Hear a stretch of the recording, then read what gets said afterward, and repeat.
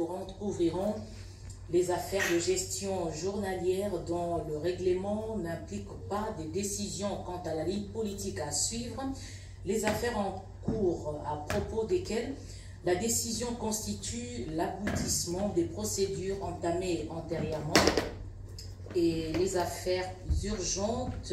pour lesquelles un retard dans le traitement serait générateur des dommages et des nuisances pour la nation ou contreviendrait aux engagements internationaux de l'État. Dans le souci d'encadrer le fonctionnement harmonieux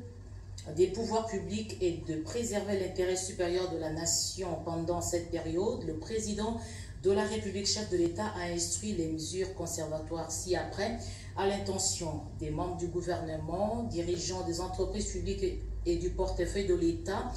dirigeants des services, établissements et organisations publiques, secrétaires généraux et responsables des administrations publiques. Il s'agit de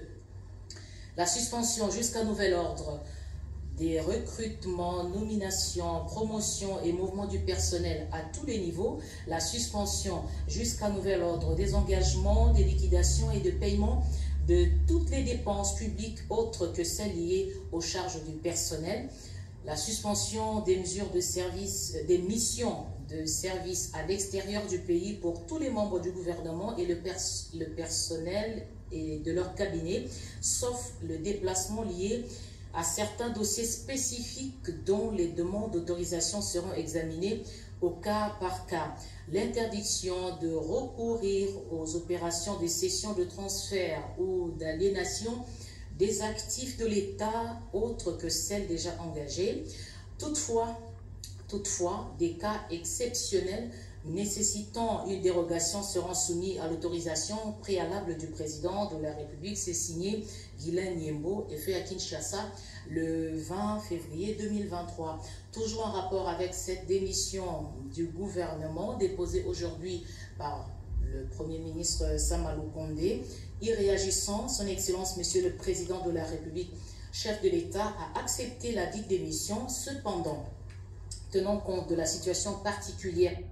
sur le pays et en attendant la formation du nouveau gouvernement, le chef de l'État a demandé au Premier ministre et aux membres du gouvernement, chacun en regard de ses fonctions,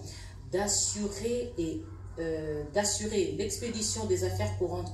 conformément à l'article 6 de l'ordonnance numéro 22/002 du 7 janvier 2022 portant organisation et fonctionnement du gouvernement, modalité pratique de collaboration entre le président de la République et le gouvernement, ainsi qu'entre les membres du gouvernement. Le Premier ministre, chef du gouvernement, a informé son Excellence Monsieur le Président de la République à dater de ce jour.